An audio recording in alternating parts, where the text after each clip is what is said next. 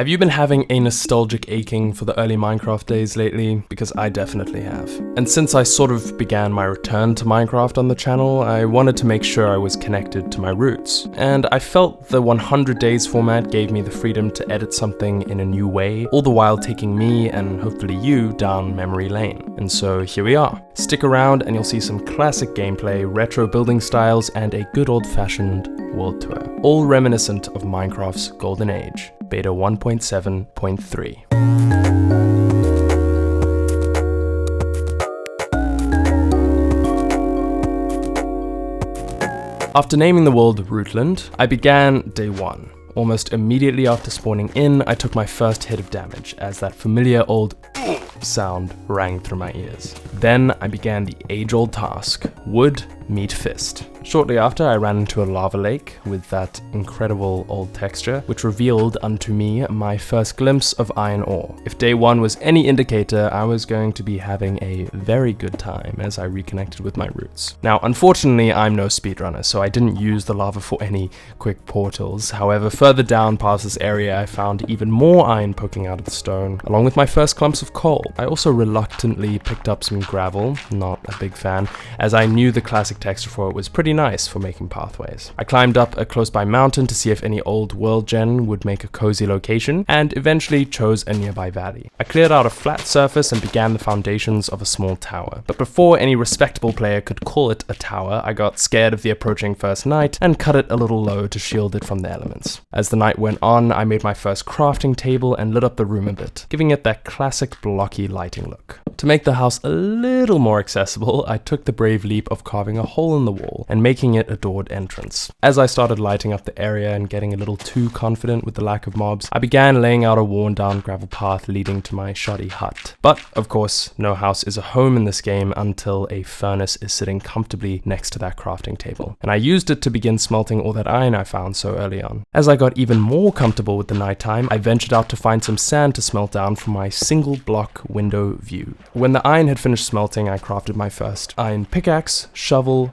axe, and helmet, and created my first chest to toss the now useless stone tools into. I then began carving my descending spiral staircase deeper into the ground below. And down here, unbeknownst to me at the time, I passed into day 2. After cracking into my first cave, I followed it straight into a dungeon. To be honest, I was more excited about the mossy cobblestone than anything the chests had in them. I decided that the starting valley wasn't quite the location for me, and instead I would make this look like the ruins of an old watchtower in the woods before I left, looking for a better place to call home. Occasionally, I dipped into the mining staircase I dug out, but after realizing health doesn't auto-regenerate because there isn't a hunger bar, I came to the conclusion that down there was too dangerous. Not that nighttime on the overworld was any better, which is why I befriended my first wolf. Everybody meet Clay. On day 3, Clay was already proving himself to be a worthy companion, executing a skeleton even before the moaning sunlight. Moaning sunlight. What? Bruh. Executing a skeleton even before the morning sunlight could get to it. Finally, I put my thinking cap on and killed some nearby sheep to make my first bed. Nothing can beat the OG red bed. Finishing off the crumpled abandoned tower, I set off for a more open area, spending my third night in a bed in the middle of nowhere. Day 4 was mostly spent traveling. Eventually I found a bay I quite liked the look of, and while I couldn't quite yet come up with a design of how I wanted my base to look, I knew I wanted a clear window view of this lagoon. But only by day 5 was there actually any glass slotted into the window frame. Speaking of frames, I started working out the framework of what I wanted my first building to look like. Luckily, because of the old block texture and lighting, I could build pretty much anything and it would look good thanks to that nostalgic lens. On day 6, I made my house a home. Crafting table and furnace shot. Oh. I wasn't supposed to say that.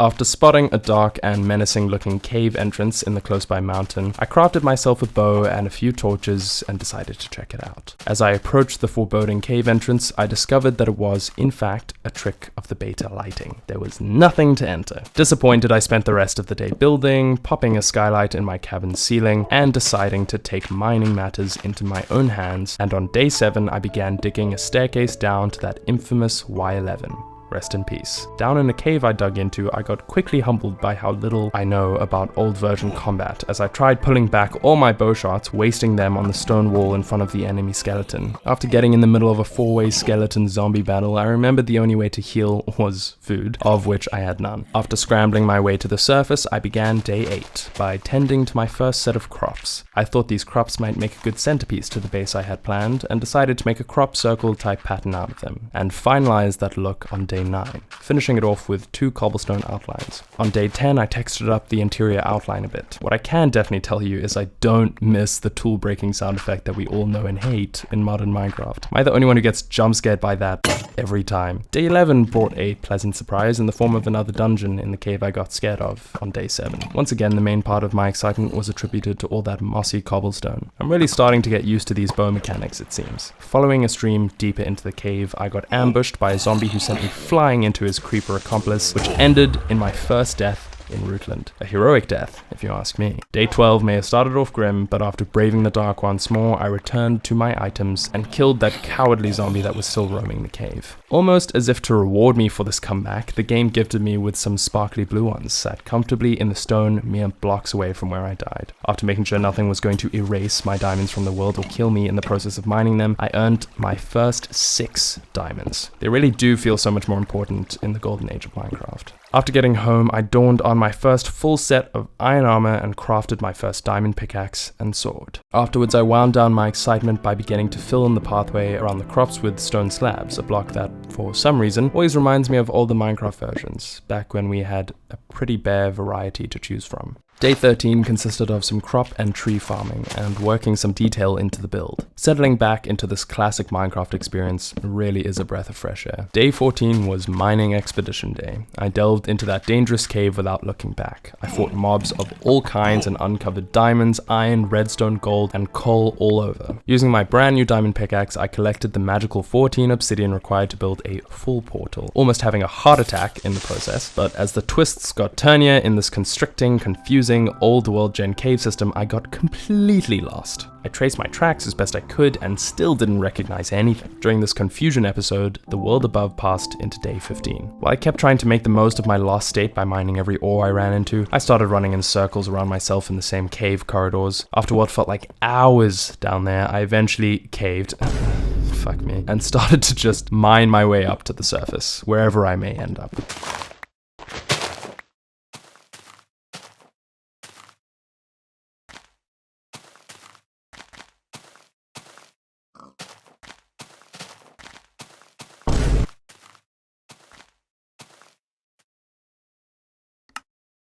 Day 16. I finally remembered to welcome Clay into the new abode. It's about time I worked on the roof. A really irritating thing about beta is that it doesn't seem to register blocks like crafting tables and furnaces as a specific kind of block, and so it takes as long to mine it as if you were using your fist. On day 17, I got my mineshaft down to Y11. Did you know you could see mob gamer tags in beta when in the F3 menu? Well, when I discovered it, I may have used it to get the jump on a skeleton creeping up behind me. Don't worry, I don't use this cheeky tactic after this too often anyway. While down in the strip mine, I passed into day 18, where I found some delicious red mushrooms. Wait, no, don't eat those. On my way back to the entrance, I ran into some slimes, which should be useful later if I ever figure out how redstone works. I spruced up the entrance a little bit, adding a door and some stairs up to the surface. I have a plan for a cool kind of lighting, but for that I'll need to head to the nether. And that is for another day. After getting back home, I made myself look a bit richer and headed off to bed. On day 19, I finished the roof of the cabin. Look at that, a completed house. Only took me almost a fifth of my total time I have to make this video. I also finished off the crop circle outline and got to work on making some entrances to this place so I wouldn't need to be worried about passive mobs stomping on my crops or about hostile mobs.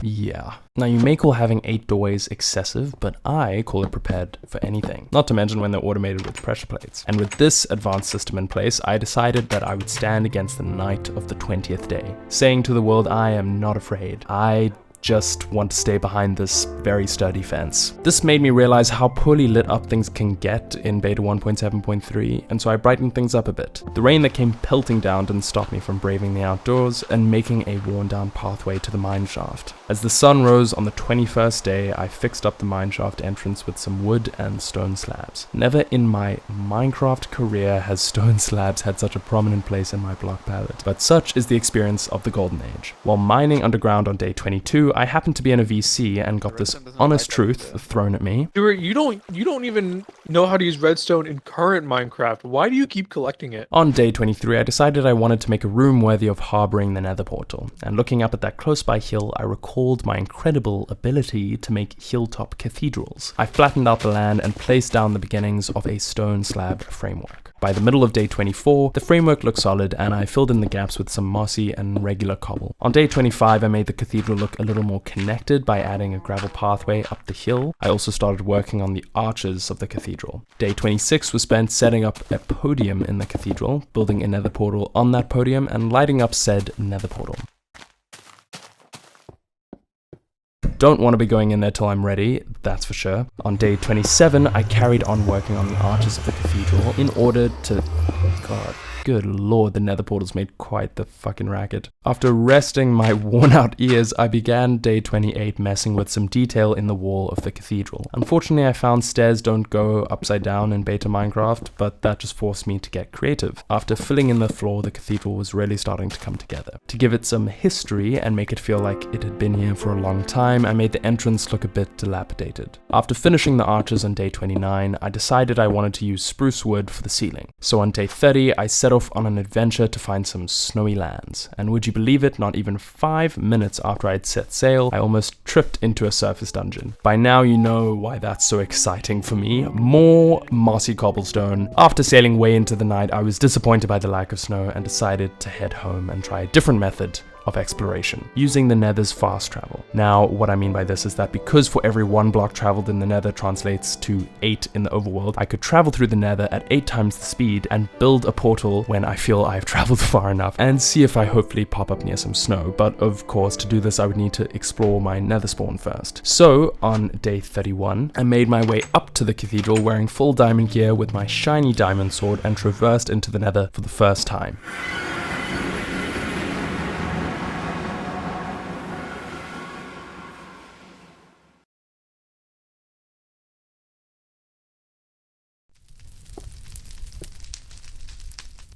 There is something just so utterly creepy about the old nether. I know there's less in it than in modern Minecraft, but Jesus, if it doesn't feel so much more haunting, so much more desolate.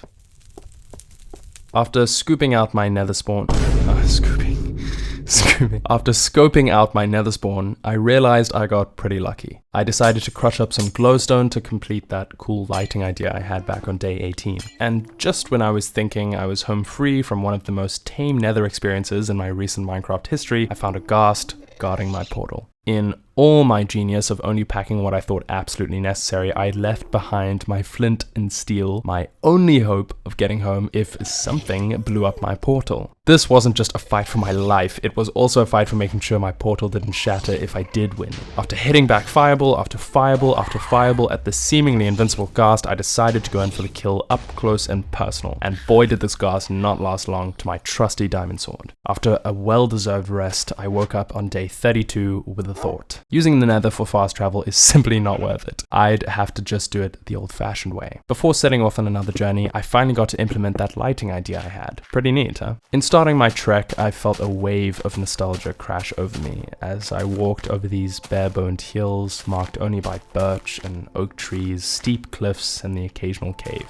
With the old crashing walking sound effect and the C418 exclusive soundtrack, the nostalgic mood was set. I found myself interrupted in my attempt to sleep through day 33, but despite this, it turned out to be a great day as I finally found those beautiful snowy lands and harvested as many spruce trees as I could, planting them around my cathedral on my arrival back home. On day 34, I implemented some spruce wood into the design of the ceiling. I think those spruce trees and torches combo really helps to set a medieval type vibe in beta Minecraft. With the ceiling almost complete on day 35, I noticed it was getting quite dark in the cathedral, so I set up some moody lighting over the course of day 35 and day 36. But I wasn't convinced. As much as I love the nostalgic look of old textured glowstone and glass together, I was going to need some natural lighting coming into this place. But I'll get back to that. Day 37 was entirely spent working on the roof, and on day 38, I took a few steps back to admire how well it was coming along from base camp. After finishing the roof on day 39, I helped the dim interior lighting by adding a bit more natural light without ruining the mood of the cathedral. I also attached a little mob farm outline on the outside. After finishing this up on day 40, I came to the harrowing conclusion that you cannot attract passive mobs or breed them in beta 1.7.3. After doing a bit of research, I also found that sheep don't regrow their wool in this version either, so I suppose the farm wouldn't have had much use anyway. I finally turned my brain on and transferred all of my possessions to inside the safe building, and after spending one more night in the cold, on day 41, I engraved a little pathway to the eternally empty mob farm, and could finally call the cathedral complete. You know those memes about what kind of Minecraft player you are in a group? Well, I'm almost always the builder friend. Without missing a beat, day 41 was also the day I started my new project idea, a series of floating islands. The view from up here is majestic simplicity.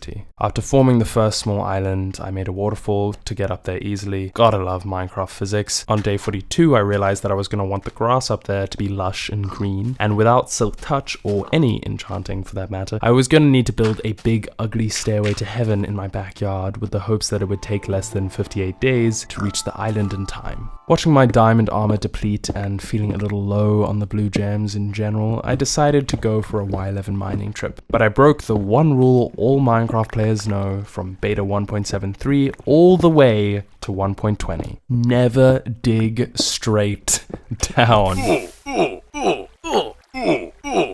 Never before have those oof sounds hurt me so deeply.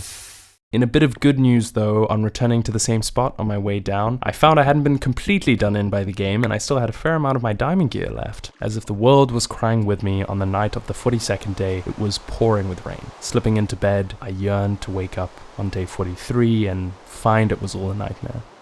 But no, harsh reality. Well, with no time to dwell over what's lost, I returned to the mines to hopefully get back the diamonds I had lost, let alone more on top of that. But unfortunately, the one vein of diamonds I found on day 44 will have to do. I did also run into a skeleton spawner, as per usual harvesting its mossy cobble by day 45. I know they always say mine your dirt, but without efficiency in the game, it's really not worth it. After finally making it back to above ground on day 46, I spruced up my storage room, wheat farm, and useless empty animal pen. On day 47, I plopped a tree down on my little floating island, and shortly after discovered that I am the perfect height above the ground to land with only half a heart. On day 48, I came to the conclusion that grass would not be spreading anytime soon to my floating island, as it hadn't even moved one block up the staircase. So to also reduce possible casualties, I removed the ugly spiraling staircase of dirt, but without the grass blocks up there, I wasn't happy with the idea of making a community of floating islands like I had originally planned, seeing as they would look so drab. Looking for a new project to start, I chipped a hole in the wall underneath the cathedral, thinking it could be made into a hobbit house of some sort that connected to the cathedral from below. But the idea itself didn't excite me much, so on day 49, I woke up and thought, go big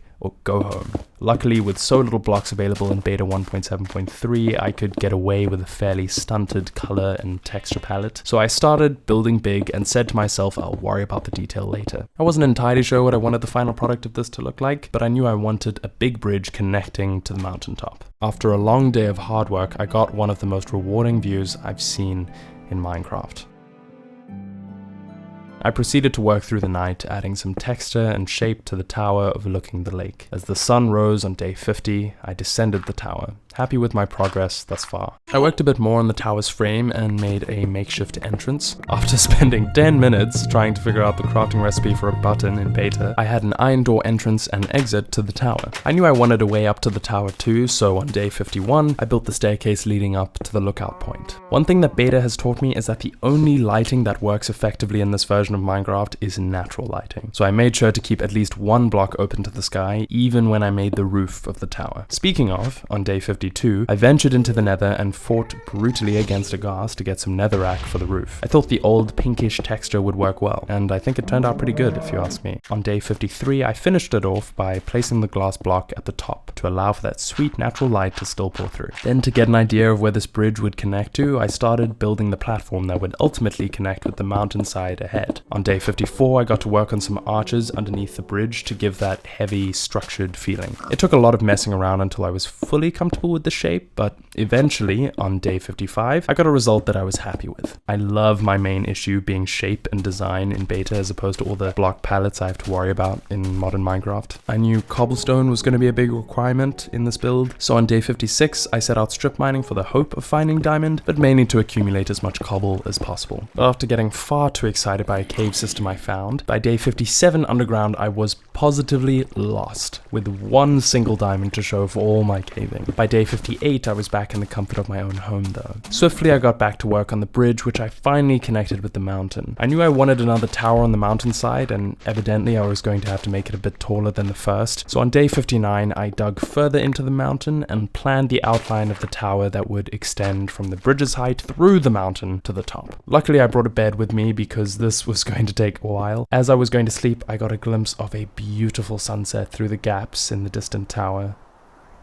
I spent day 60 and day 61 trying to get through this mountain, but after needing a break from this menial task, I spent day 62 finally organizing my storage system. Needing to collect more cobblestone on day 63, I descended into the strip mines. Luckily, on day 64 I ran into a spawner, harvesting its mossy cobblestone, of course, which would prove to come in handy later. After resurfacing, I spruced up the coastline with some bone meal. I began day 65 by putting that mossy cobble to some good detail use. I finished the foundational bridge itself and the entrance to the second tower, and on day 66 I got back to work on mining away the mountain chunk to make room for the tower. By the end of the day I finally made it through the chunk. I finished off the mountain tower's entrance, and on day 67 I got to work on a staircase to the top, bringing up the sides of the tower, and on day 68 finishing off the base of the lookout point. I used as much netherrack as I could to complete the roof, but unfortunately another trip to the nether was inevitable. Luckily on day 69 I undertook this trip and only dug into the nether walls so as to avoid running into ghasts. I made my way back to the mountain tower and finished off the roof. By day 70 the mountain tower was officially completed. I knew I wanted to put something off to the side of the tower, something like a monument, and nothing short of the most classic monument in Minecraft came to mind. Maybe it's a mistake, perhaps I've cursed this world, but for better or worse I created an old school Herobrine spawner in Rootland. I wanted to make the spawner seem especially hellish, so I thought of adding some pockets of lava to the netherrack.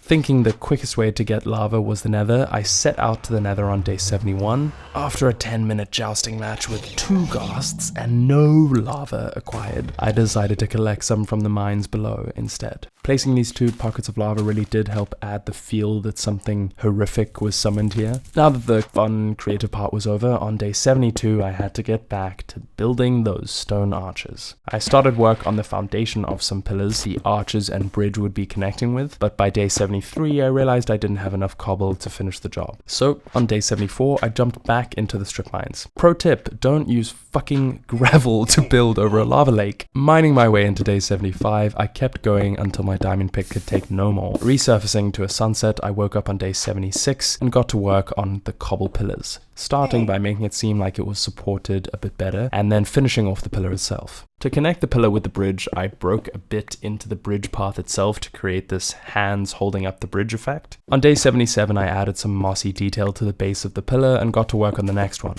completing the other side of the arch as well. Day 78 was more of the same. I came to realize that in Minecraft beta, diamond armor simply isn't worth it for me. In beta, as your armor's durability depletes, so does its protection effect. It just seems like a waste of diamonds that could be used to remake diamond tools that are actually way more important now that mending and unbreaking don't exist, so iron armor would do just fine for me. Back to the task at hand. After building through day 79, I realized on day 80 I would need even more cobblestone. You know the drill by this point. After resurfacing at the end of day 81, I woke up on day 82, determined to finally finish this enormous bridge. I finally finished the pillar and arch underside of the bridge on day 83, and then began working on the sides of the bridge, which would ideally provide a barrier while walking down the bridge, and also some depth and detail when looking at it from a side-on view, which by the end of the day looked like I was beginning to accomplish. After working on this through day 84, day 85, and day 86, I was very happy to admire the results of my efforts. I finished off some last mossy cobble detail, and then had some fun messing around with how creepy lower render distance feels.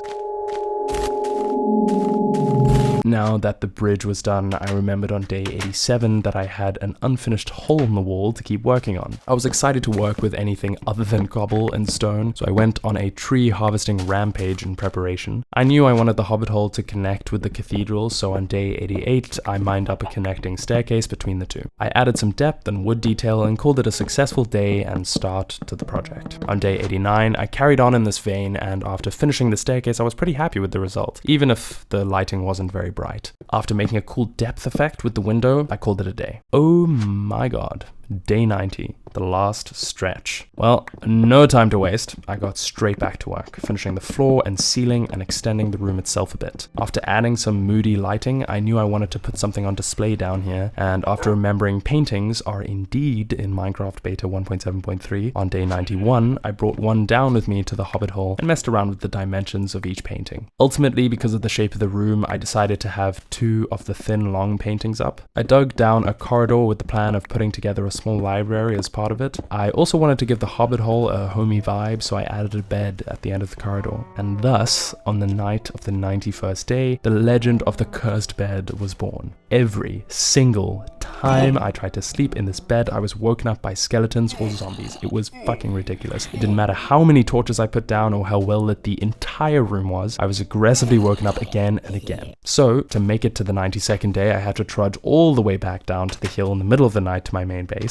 Realizing I would need a lot of sugarcane to make all the bookshelves I wanted, I planted a couple with the hopes that sugarcane grows fast in beta. On day 93, I found out yes, in fact it does. Did you know that you don't even need leather to make books in beta? Just stack 3 pieces of paper on top of each other and apparently it makes a book. I added some more moody glowstone lighting to the hobbit hole while I waited for the sugarcane to grow. After putting in the remaining walls, a floor, a ceiling, the only thing left to finish off the cursed hobbit home were a bunch of bookshelves. On day 94, I extended the sugarcane coast a little further to speed up the process, but I knew ultimately I would need to start another project while I waited. After taking a long hard look at the beautiful lake I'd lived next to for so long, I realized I could use a big inviting dock. So I began working on connecting one to the base of the tower. By the end of the day, all that was left to add were some fences, boats, and lighting. So on day 95, yeah, you guessed it, I added that, as well as a cute entrance into the tower. On day 96, I harvested all that beautiful sugarcane, but to my surprise, it wasn't quite enough to fill the shelves, and with only 4 days left, I knew any projects I started while I waited for more to grow had to be small. So on day 97, I decided to connect the hill of the cathedral with the hill of the mineshaft by building a suspension bridge across the gap. I've got a lot of experience building these on my main world, but without the use of underblock stairs or half slabs placed on the top half of blocks, it proved to be a uniquely difficult challenge. But if I do say so myself, it turned out pretty nicely on day 98. By now, the sugarcane had grown plenty.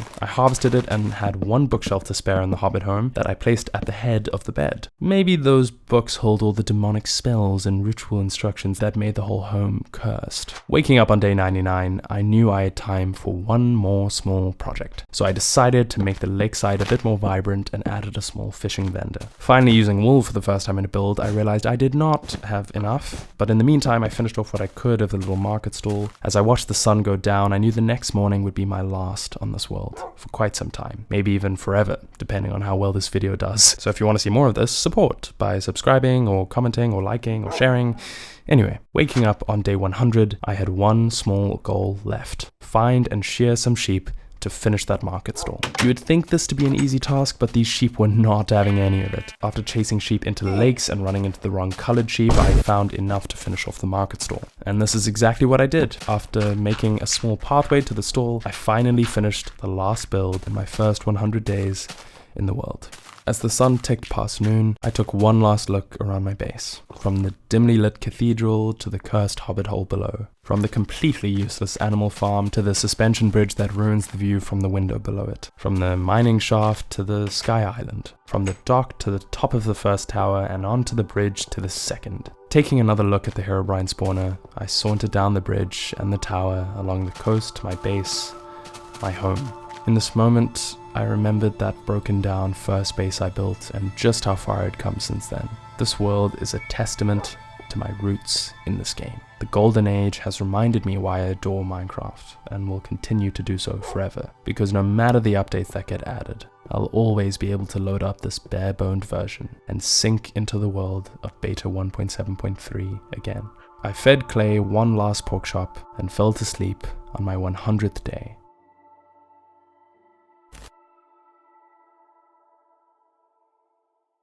Thanks for watching my nostalgic take on this 100 days in Minecraft trend. Genuinely, this has really helped me get the reins on some motivation for making Minecraft content again. Speaking of, if you'd like to see more of this kind of thing, make sure to subscribe because I'll definitely be continuing this series if people want it, and there may just be some other content that piques your interest on this channel. Other than that, have a good one. I'll see you around.